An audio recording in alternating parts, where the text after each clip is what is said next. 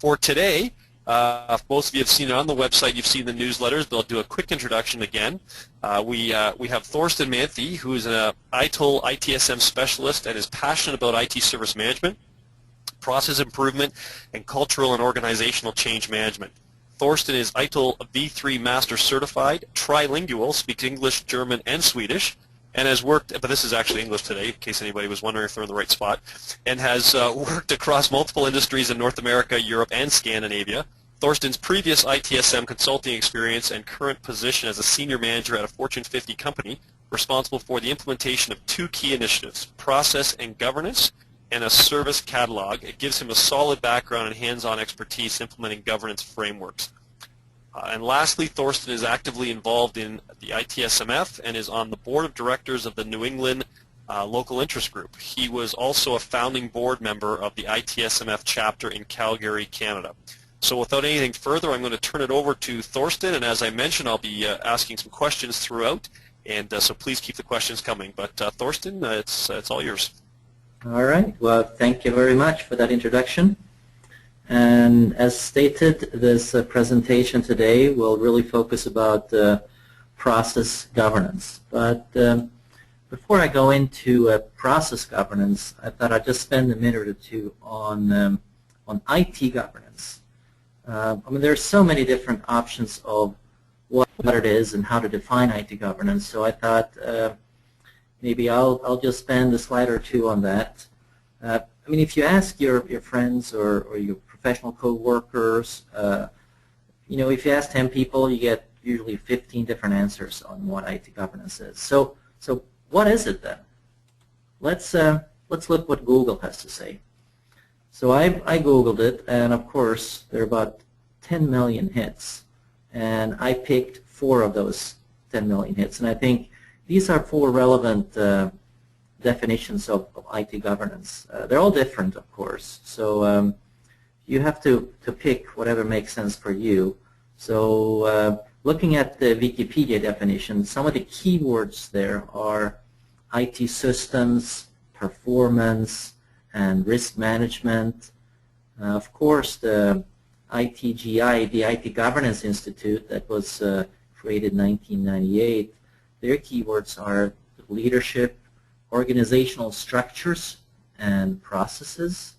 And as an ITIL person, I have to pick ITIL version 3, and the keywords there that they're focusing on is really policies, strategy, defining roles and responsibilities. And there is a standard corporate governance of information technology, the ISO 38500. And this standard focuses on really 6 different guiding principles for directors. So as you can see, this is what you get when you Google IT governance, and they're all very different, but it provides an overview of what governance could be within your organization. If we're looking at governance from an overview perspective, again, this presentation will really focus on process governance, and I will go into the details and define what process governance is, and also really look at how this can be implemented, but provide a high-level picture of where this really fits. You can see that starting with international governance, there's federal governance, enterprise governance, and there underneath there we have IT governance. And I have just placed a few examples of what IT governance could be. And what I'm going to focus on, of course, in this presentation is IT process governance.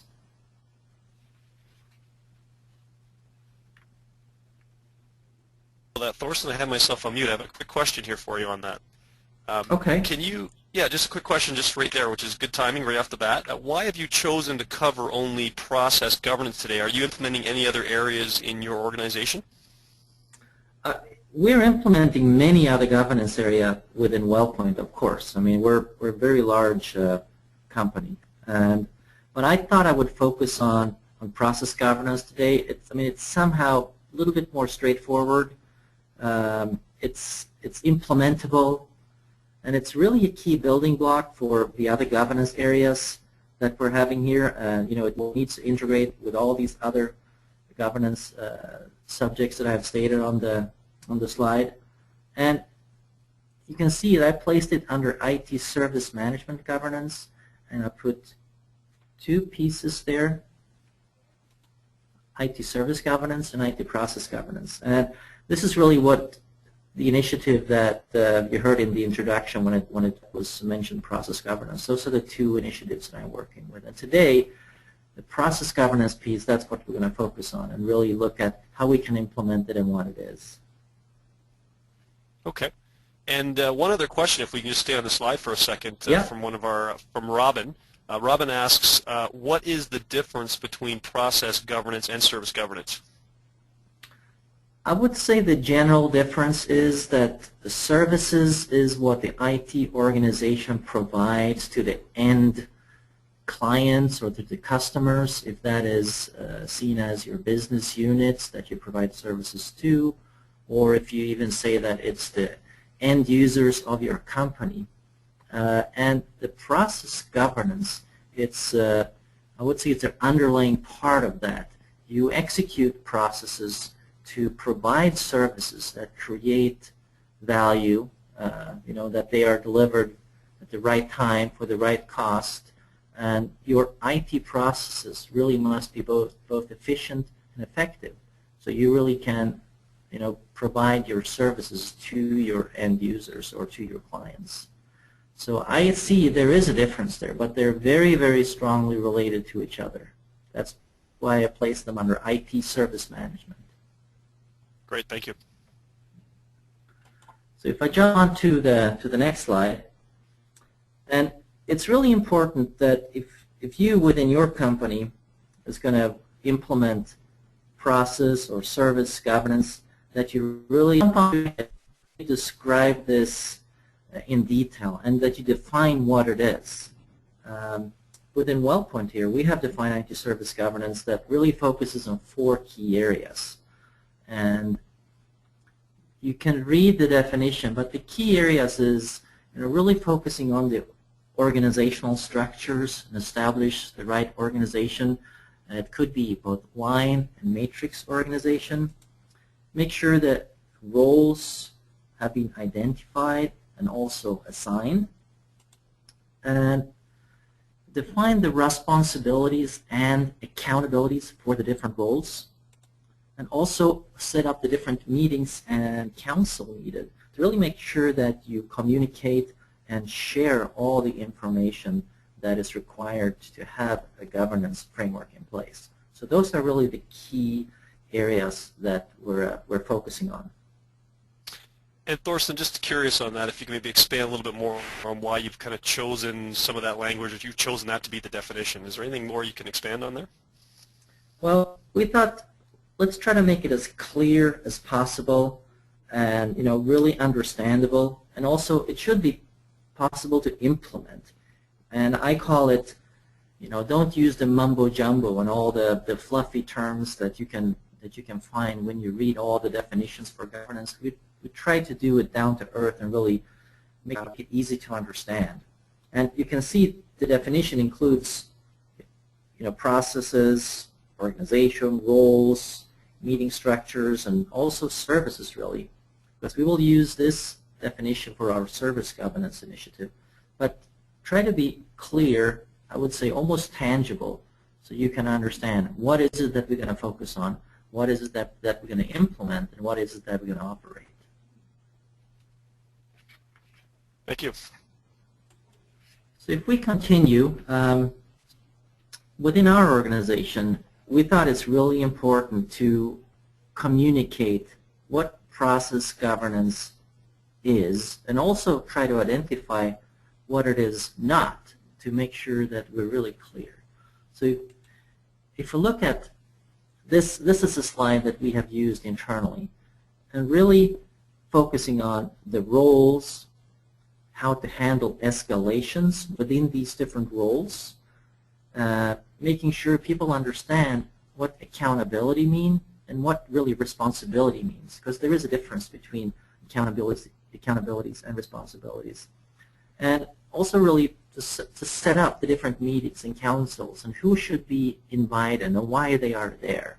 So that's really what process governance is. And we also thought we need to really describe what it is not. So process governance does not replace, IT management responsibilities like the HR tasks, if you're hiring and firing staff, if I call it like that, or the day-to-day execution. It doesn't really look at how each process is executed in detail.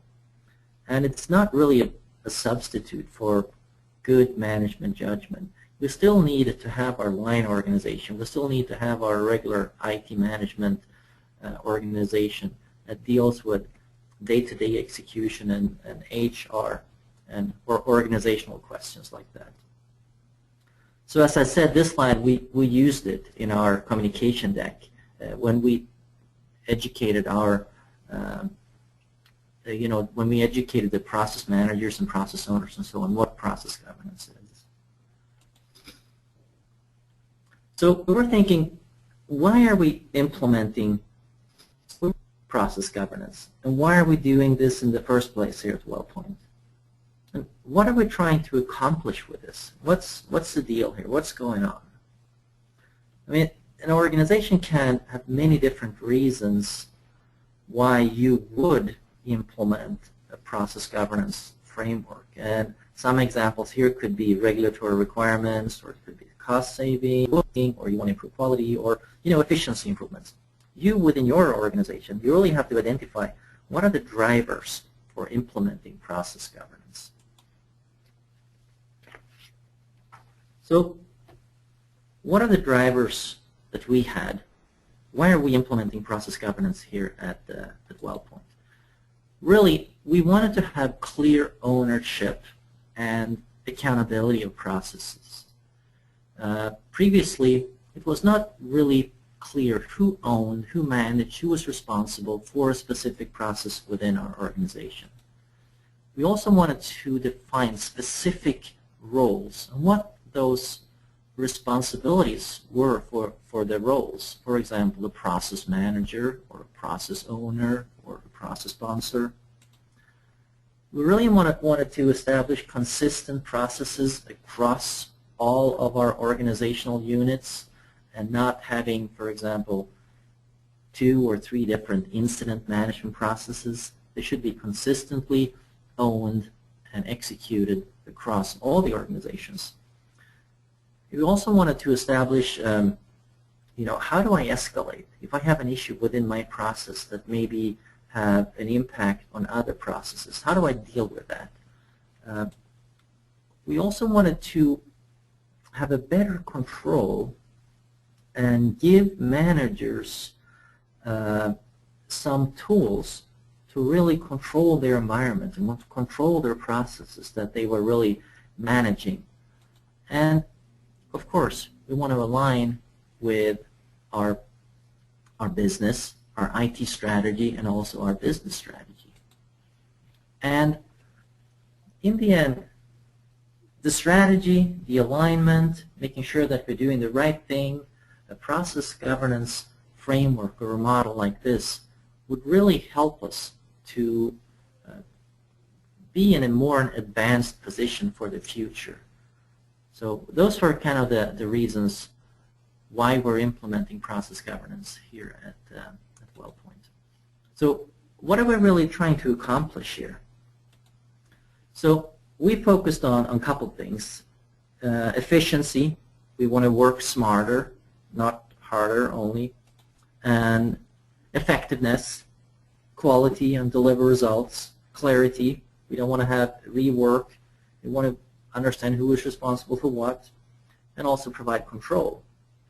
So to accomplish this, we will have to design, document, establish, which I call implement, the process governance we have defined. And this is the same wording that we used in slide number 5. So it focuses again on organizational structures, roles, responsibilities, meetings, and so on that we have identified. So what have we done here at WellPoint to implement process governance? What are the key areas that we focused on? And of course, those are the roles that we need to identify. We need to identify the responsibilities for those roles and establish the organizational structures and what are the different meetings that we need to put in place to make sure that the momentum is going and that we are really communicating with each other. We identified that there are 4 key roles that needs to be assigned. And initially, we only had 3 or we only had 2, and then it was sort of an evolving process. But in the end, we're a very large organization, so these were the 4 roles that we decided to assign. So the process sponsor, he is really the thought leader. He works on the vision and the strategy and make sure that the processes that fulfills or that underline the services really provide business value. We also have the process owners. Those are accountable for the process that they own.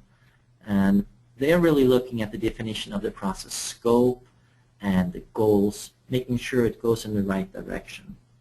The process managers, the key word there is responsible. They are responsible for the definition.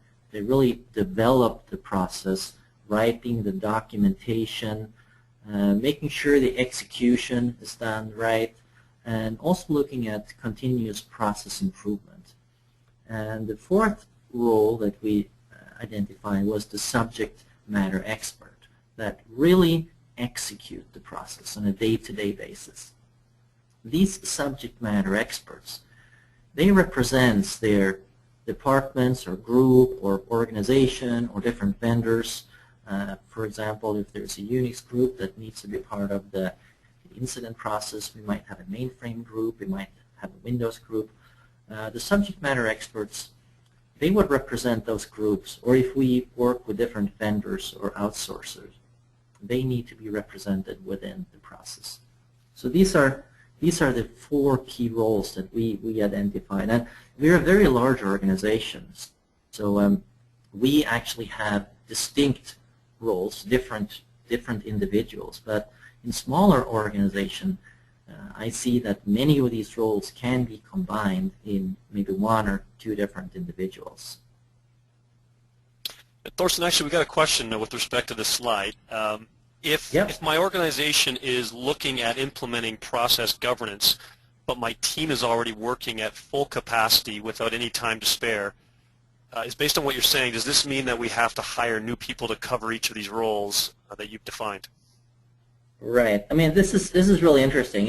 When we presented this to our organization, we got the exact same question. So it's like, okay, I'm working 110% already. What do you want me to do? I mean, geez, do I need to do this as well? And you see the percentage number there on the right. Those are sort of the suggested percentage of time that you should work or spend in this new role. But really, do you need to hire new people? No. And why do I say no? The short answer is no. I think many organizations that do not have a process governance framework, they already execute these roles. They already have somebody that is really responsible for managing the incident or problem or change process. It might not have been officially assigned a role to be the process manager, but they are already doing it. We have already individuals that are process subject matter experts that are really entering tickets and making sure that the workflow is fulfilled, making sure that people get what they want out of the processes. And also management already really do the thought leadership and they already have some accountabilities there. So I think most of these roles are really executed. You just need to figure out who within the organization would be the best person to assign to this role. And when you have a clear governance structure in place like this, I think the less rework and there's going to be less confusion. So I think it will save up time for individuals as well, because you have now clear ownership with accountabilities and responsibilities. So that's sort of the short answer. But I mean, in some rare cases, yes, there might be that you need to hire, a specific individual, or it might be just a little bit extra workload for some person. So, it usually depends. But in our organization, we saw that I would say 95% or more of these roles were already executed within the organization. It was just, the trick to find the right person. Great, thank you. All right, so let's move to the next slide. So how do we all work together? Because all these roles really need to work together with each other. And this is really critical, that all these individuals that we have identified for each of the roles understand how they work together, how the subject matter experts work with their process manager, and how the process manager work with their process sponsor. The process owner, sorry. So what we did, we had a 30-minute one-on-one session. It was WebEx or in person for each process manager and process owner. So we took those two individuals. Let's say we took for change management, we had the process owner identified, and we also had a process manager. So both the process manager and process owner, we had a 30-minute discussion with them and showed them, this was one of the slides that we showed them, and really walked through what is process governance and what is it that you have to do in your new role. What does it mean to be a process manager? What does it mean to be a process owner? And I think we had more than 30 meetings over a period of, I think, about 2 months, where we had discussions with process managers, process owners, the process sponsors, and some of them, they understood right away because they were already executing their role. Other individuals, we had to meet them maybe 2 or 3 times to clarify what does it really mean. Some areas we had processes that were not very mature, so we had to work both from a process understanding perspective and also from a role perspective. The information on this slide is really similar than the previous slide, but the key takeaway here is that there are, I would say, a matrix organization that we're building on top of the line organization. So the subject matter experts, they could be spread across the organization, and they report to the process manager from a dotted line perspective. That's why I mentioned in the previous slide that this is not the manager that you have where you do your appraisals or HR activities and so on. That is not the role of the process manager.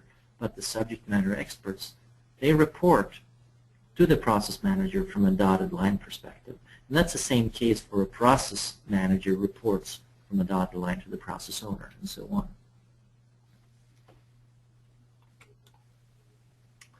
So we also established a process manager council. This is one of the meetings that we said we have to have. And this is a meeting to make sure that we meet regularly, and we're trying to work on communications and establish this as an escalation forum. And I have an example later on in the deck to show you how we could escalate through the process manager council. This is where you would resolve cross-process issues, incident, problem, and change. They are having an issue, so we need to figure out how to deal with it together. It can be discussed in the process manager council. It's about process integration and process coordination, and also focuses on process improvements and sharing ideas. if one process had done some great stuff that really provided better quality or saved time, it can be shared in this forum here. So all the other process managers can use that knowledge within their processes. Again, this is for the process managers, and other individuals can join if they like. But the key, these are the individuals responsible for the process. To make sure that the process governance momentum is going, forum like this I think is really needed, so where people meet regularly. And here at WellPoint we meet every 3 weeks for an hour and a half. I would suggest initially when you set this up you meet maybe every 2 weeks for an hour or an hour and a half, depending on how many processes you're including in your governance framework. So the members of the PMC, the process managers, we said they are mandatory, but the process owners and some subject matter experts can attend. They are optional. So you need to make sure when you create this process manager council that you have a charter, basically rules of engagement. How do we operate? For example, who should attend? We said that the process managers are mandatory. We also said substitutes are not allowed. I mean, you should attend. You have to go. There's nobody that can substitute you as the process manager. We set the frequency to 3 weeks. In our first meeting, we discussed if we're going to how often we're going to meet. We said every 3 weeks. That made sense. And we also decided in the charter to say that this is where we take minutes. We take minutes every meeting, and we take action points, and we follow up on those action points. So those are some of the key points that we included in our charter, basically how we agree as process manager to work together. And I think the PMC is really a key component of establishing a process governance framework. So I think this is really one big takeaway, that this is what you should do if you're interested in establishing process governance. So here's an example how the PMC deals with escalation and communication issues that really addresses cross-process issues. And this is an example where the subject matter expert, John here, he wants to change something in his process. He works within the incident management. He wants to change a category. Some people call it classification. So he goes to his process manager and says, hey Fred, I want to do this. Can we change this in our tool? And Fred answers John back, I think this is a great idea, but you know what? If we change the category or the classification, I'm sure it will affect change or problem management. So let's talk to those process managers in the process manager council. So Fred goes to the process manager in council and talks to Paul and Erica and says, what do you think, guys? Should we change this? Does it make sense? And of course, Paul, he's all for it. He says, yep, I think this is great. It would really help my process as well. Erica, however, within change management, might not be the best solution. So now the process manager council can discuss what the best solution would be. It could also be that other processes, configuration management or asset management, might be affected by this change that they were not thinking of. But in this quorum, that will be identified because those process managers are there as well. So the process manager council would agree, and then they would go back to their process and subject matter experts and implement the changes. If they cannot agree, they can escalate. The first escalation point is the process owner. And this is the person that really drives the strategic vision of a process. So they would understand what the right decision would be if the process manager cannot agree. And if the process owners cannot decide, then we, within our organization, we realize that we need a higher level of escalation point, which we call process sponsors. So this is how escalations, and communications within the process governance framework using the PMC works within our organization with all the 4 different roles involved.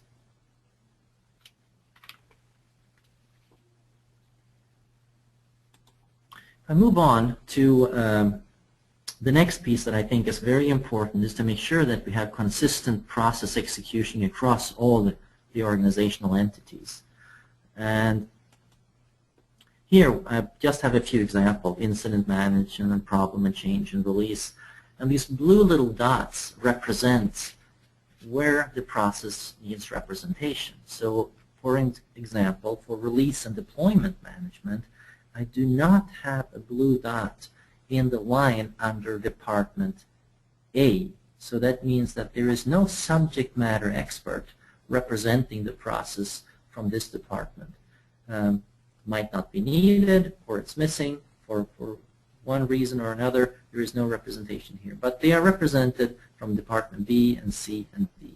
So this process is executed consistently across the whole organization. And you can see the process manager here. He's part of the process manager council, and this is how we make sure that the processes are executed consistently. The other roles, of course, are the process owners we spoke about. Those are the senior managers within our organization, and we also have process sponsors, which are directors and staff VPs usually within our organization. So it's key to publish and who has been assigned to all the different roles for each of the processes that we have.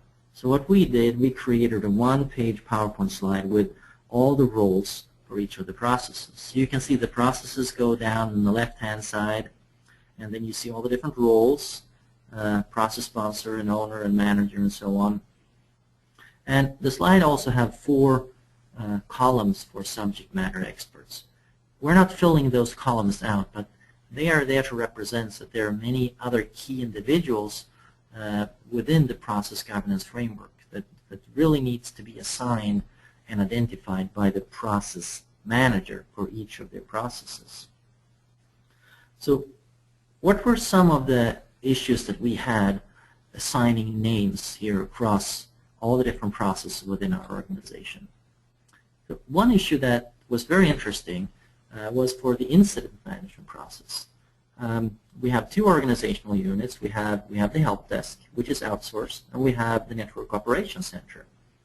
The network operations center deals with priority 1, priority 2 incidents, very, very few, but very, very important.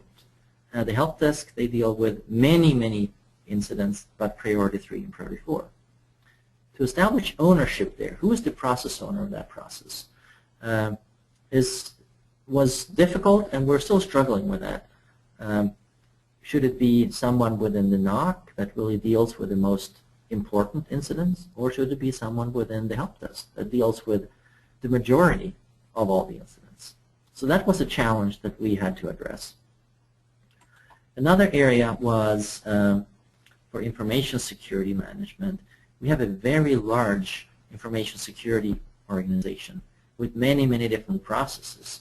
So from an ITIL perspective, it was not a very easy match to say that there's one person really responsible for this.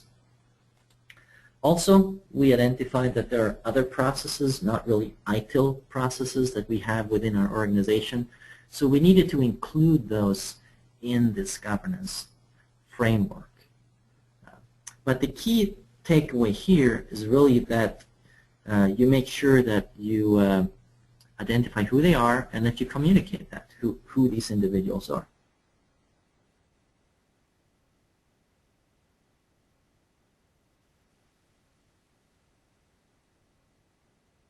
As a process manager as well, and in many organizations they may have 3 shifts that manage the help desk and execute the incident management processes, so they obviously have 3 incident managers. Does this mean that all 3 incident managers are also process managers? Is that what you're saying? No, this is a great question, because there is a difference between, again, what I call either you can call it the management role, which you say was the incident manager, and the process governance roles, which is the process owner or the process manager.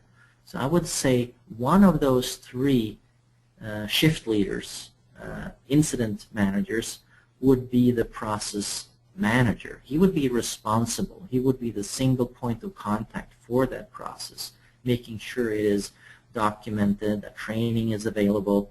And the other two incident managers would really be key stakeholders. I mean, they would work very well together, but I'd still think that, at least in our governance structure that we have built, there can only be one process manager responsible for the process, the incident management process. So the other two would work closely with that process manager, but they are not the assigned process manager with the responsibility for documentation, improvement, training, and so on. All right? Great, thank you very much. So what are some of the key steps to make process governance successful? During our process governance initiative, we identified some small steps that really helped us along the way. So, of course, you need to assign the process managers. Really make sure who is it, what should they do, what are they responsible for. You should also assign process owners and process sponsors. Really make it official, as we created this one-page PowerPoint slide. We had to engage with ongoing projects. There's so much going on in our organization, so much change. So it was very important that we communicated these new process roles and really engaged in the different projects and programs that we were doing right now. We have a lot of process improvements ongoing, and we're implementing a lot of tools. So we wanted to make sure that those new roles were really engaged in the ongoing projects and programs that we had.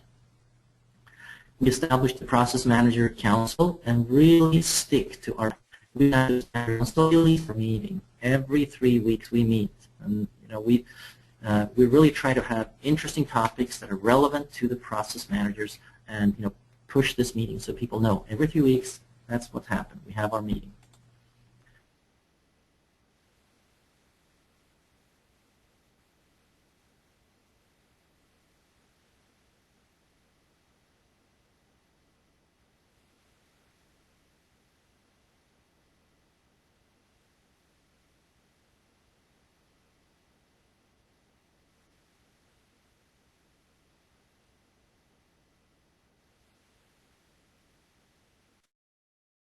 For what are we trying to accomplish with establishing this process governance framework?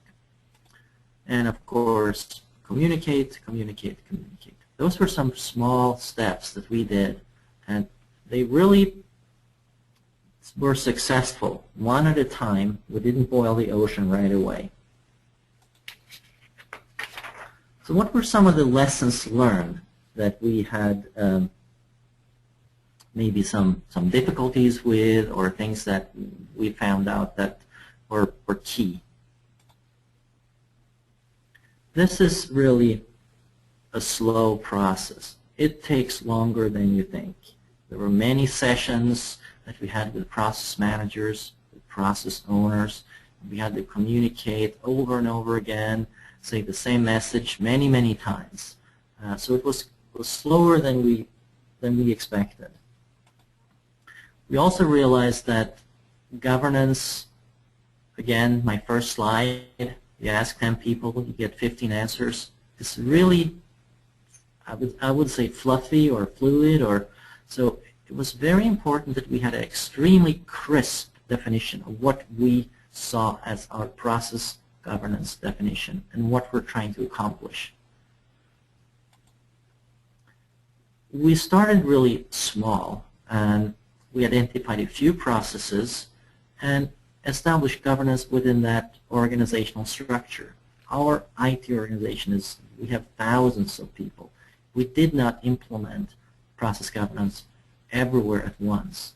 We picked one organizational entity, identified the processes there, and started small, and then we spread out across the organization. And by showing some quick wins and some really great improvements of process execution, all the other areas we're really keen to, to really start using this framework. Officially assign the roles, approval emails, or make sure that people say, yes, this is the role that I'm going to do, and I understand it, and I'm really, engaged, and I understand what it means. Educate the roles. We have 30-minute sessions more than once. Incorporate with ongoing projects and programs. I mean, you need to be relevant. If you're not relevant, if you're creating a process governance in vacuum, if you don't create value, improvements, whatever the drivers were, regulatory, efficiency, quality, you really need to focus on that. So I think that is really one of the most important areas. You can establish process governance, but if you don't show value, if you're not relevant, if you don't show management that this is something really good, it's helping us, then this is going to be a theoretical exercise. So I think those were the key lessons learned that we had within our organization. Excellent, Thorsten. I'm just going to a couple things here. If you could bring up your contact information. Yeah. I did actually ask you the questions kind of on the fly, which was great. So right now I can ask anybody that wants to post a question to please do, and we'll wait for a few more minutes to see if more questions get posted. But thank you again for your detailed answers to the questions that were asked, and for a fantastic session today. And I just want to make sure everyone also is aware of next week again, February the 15th. Thought Rock Live again comes to you at 12 p.m. Eastern Standard Time. And next week we have Tim Dewey, who is the CEO of Be Virtual. He presents the state of the IT industry. So again, if for those of you that can come back, we'll have more information in the Thought Rock newsletter and on the site, so please check in. Also, if you haven't been for a while, please check into the Thought Rock library. There's a number of new e-learning nuggets and the content that's there. And again, excellent value for Thought Rock members, all available for all Thought Rock members free of charge. We have many partners now that are coming on, the ITSM Academy, Malcolm Fry, a number of others who continue to submit various formal learning nuggets for your perusal, and you can use them at your leisure. So please check in, and also post your ideas on the Thought Rock as well for speakers. We've got a lineup that looks like we're booked through to April, but we've got lots of time left in the year, so if there's any other areas of content that you'd like to see, please let us know. Thorsten, if you could do me a favor now and just flip over to the last slide. Anybody that still has any questions or would like to contact us directly, the contact information will be up on the screen, and as we sign out, we'll leave that up there for you with our phone number, the info at Thought Rock, as well as the Twitter account. So please follow up. And again, I want to thank you, Thorsten. Thank you very, very much. Right now, I've got a couple other questions for you before you sign off. Actually, I shouldn't say there were questions. There's a lot of thank you and great webinar and questions about the PowerPoints. Yes, the PowerPoint presentations will be made available in Thought Rock. They're usually posted within 24 hours. So check in and log in, and the PowerPoint for Thorsten's will be there. So I think that's the last question. I guess we can sign off. Thorsten, is there anything else you wanted to sign off with, or have you covered what you need to cover today? No, I'm happy, and if anybody wants to reach out to me directly, either through email or call my cell phone there, please do. I am always interested in hearing challenging ideas, or if somebody needs help, I'm always there to help and to discuss this. So please don't please feel that you can contact me for information and thoughts and ideas. Excellent. Well, thank you again for your contribution to the Thought Rock community this week, Thorsten. Really appreciate it. Now your PowerPoints will live up there in Thought Rock, so anybody can refer back to them. So hopefully we have you back again sometime and continue all the good work. And we're going to sign off now. Thank you again, everyone. And we'll leave the screen up though, in case you need to take down any of the contact information. So we'll see everybody hopefully back here next Tuesday at 12 p.m. Eastern Standard Time. Thank you.